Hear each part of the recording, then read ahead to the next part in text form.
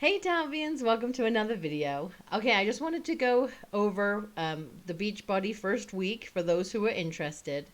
Um, let's just say it's been pretty interesting. As you guys can imagine, going from, someone who's stationary like 95% of the time to working out every day, it's a lot. So I'm not going to lie and say, oh yeah, it was super easy. The transition was great, blah, blah, blah. No, no, no. This was hard for me and I want to go through it. So, the things that I found that worked for me the best was not necessarily having like a set time to work out, but doing it at the same time every day. So, the first few days, perfect. Like, I wouldn't set an alarm or anything, but as soon as I woke up and I went downstairs and I would just grab like I don't know, a fig bar or a fruit or something. Just something that I could have in my stomach. And then I would make it a point to go get changed into my work clothes out of my jammies and then go work out. So that seemed to work the best for me the first few days. Then, as always, life happens. And so, for some reason or another, I couldn't do my workout in the morning one day. And so I was like, well, that's okay. I'll just have some breakfast. I'll, have my cup of tea and I'll kind of, get back into my day and then I'll do it later. So, first time that happened, great. I was able to make up my workout. I still got my workout in. Fine. Next day happened and I had time. Nothing interrupted me.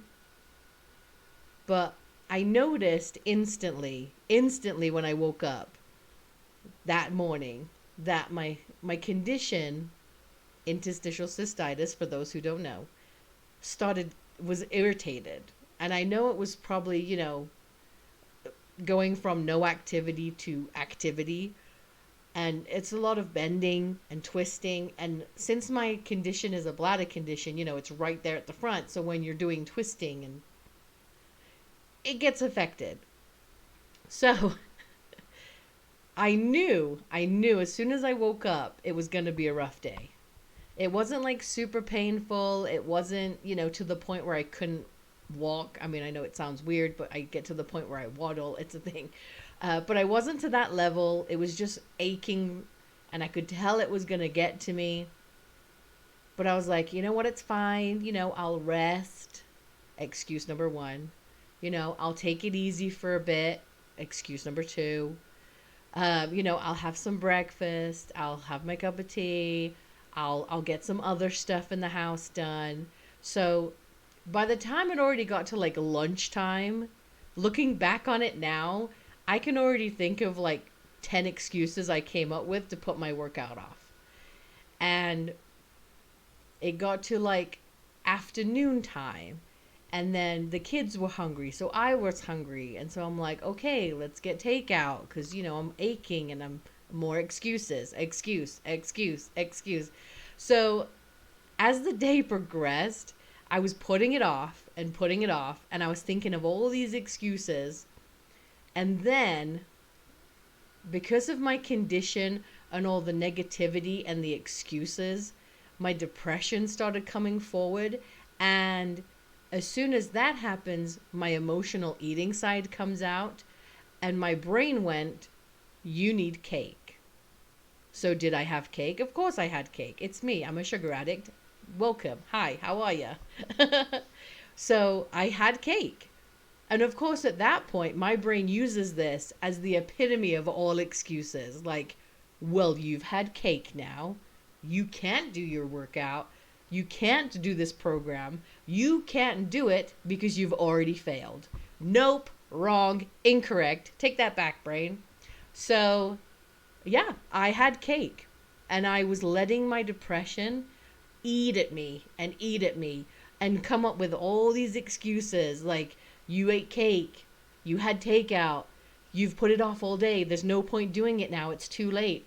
All of these excuses, all of them, all of the excuses. And I'm so proud of myself. And for anyone who knows me knows that this is like an epiphany on a whole nother level. I try and be a positive influence for other people. I try as best I can.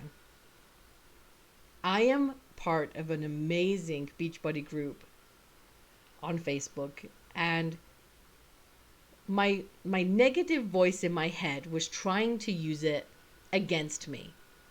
Because, throughout the day, people were posting, oh, they'd completed their workout and asking questions about which weights to use. And, so they were like constantly engaging. So I was forced to look every time my phone went and see all these people completing their workouts. So my negative brain was trying to use it against me, like, well, they're doing it and they're doing it. And look, they're using like weights that are way higher than yours. And, all of this, blah, blah, blah, blah, blah, blah, blah. And someone makes a comment. Ashley, love her to death. And she specifically says, it doesn't matter if you're doing the moderating versions of all the exercises.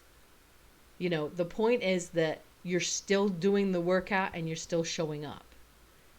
And my negative brain had nothing to say. Nothing. The positive side of my brain exploded. And it was like, she's absolutely right. That's exactly right. The point is, yes, I should not have had cake. Absolutely. I should definitely be focusing more on what I'm doing right and not what I'm doing wrong. And I know 100% because of my condition, my depression is always right here. Like, it's right there at the back of my head all the time. And I have to find ways to keep it out of my head, or at least quieter than the rest of it. As soon as I saw that, my brain just was done, was over it. My brain literally, and I can't even explain it, aside from she just smacked that negative brain right out of my head and said, you know what? You've had your cake, but you've also worked out for all of these days that you have never done before. Are you going to stop right now? No, absolutely not. So then it becomes a challenge, which obviously I can't say no to. So my brain says, well, okay then, what's stopping you? And it tried, that negative voice tried to come back. It was like, oh, no, no, no, no. She was like, that's not an invitation. Like, you have literally no excuse, absolutely no excuse at all for you to just get off your butt, go change your clothes, and go work out right now. And it was still a struggle. It was a struggle for me to put my stuff down, to go find my clothes. And again, the negative voice the whole time is trying to come up with more excuses. Like, well, you can't wear that. It's dirty. You can't do this. You can't do this. And so my positive voice was basically screaming over all of that and said, you're going to feel better when it gets done. And because my condition was aching, it was trying to be an excuse, and I wouldn't let it. I was like, no, I'm not going to let my condition control me. There's absolutely no way. And I was very emotional my whole workout. I was very, very much in a, I'm just going to cry because I can't do things. But I pushed through it, and I am so proud of myself. And I get emotional just thinking about how hard it was. And that was days ago. And like the following day, I was like, well, I'm not making the mistake again of doing it later. I'm going back to doing it as soon as I wake up. And instantly, completely changed. The next day, I totally felt like, my negative voice was still trying to pitch in. But I'm like, no, I'm awake. I've had a little piece of fruit. I am good to go. Straight into the room I've designated our workout room. And I just started doing it. And then I noticed that my kids have noticed that I've started doing it. And at first, it's kind of a novelty. They think it's funny.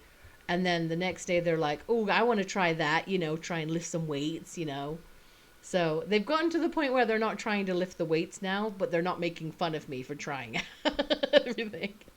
Except my son chuckled a little bit this morning when he saw me do a move, and I was like, shut up. I'm like, I'm trying, okay? I'm trying. Um, but yeah, so long story short, this first week started off hard but determined. Like the motivation was there, I was good. And then something changed, and then my brain spiraled for about 24 hours.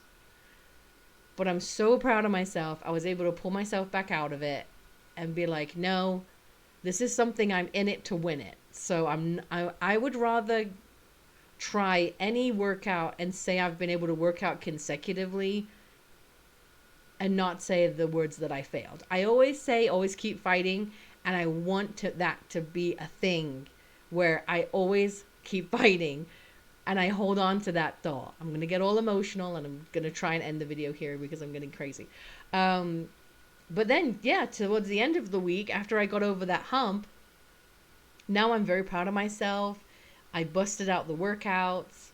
I'm actually excited for the workout tomorrow because I want to see what we're going to do next. And then next week, I'm excited to try heavier weights. I have realized with my condition, though, I'm going to have to probably moderate a lot more because it is going from nothing to a program that's meant to be an intermediate program for people. So I've realized I can't push myself as much as I would like to. So I have to listen to my body, and I have to, just do what's right for me, but also get a good workout at the same time. I am very excited. You guys probably don't remember this because I didn't have this channel back then, but about a year ago, I tried the Shakeology, and I'm obsessed with it. I tried it for about a month, and I was so sad when I had to stop buying it. But I'm able to do that now, and I'm very excited to get it back, and it's on the way, and I'm very excited about that. So I'll probably post a video on my Facebook. It's Beachbody Hoping for the Facebook group if you guys want to join. On my Instagram over here, this one, I actually have Beachbody Hoping on Instagram as well. And I am also posting on my regular Instagram the same pictures, just so you guys can kind of see what's going on. So if you guys want to follow along, you're welcome. If this is not your thing, I totally get it. But end of week 1, we're ending on a positive, and I'm excited for next weeks to come. So always keep fighting. You are enough. And I'll talk to you guys in the next video.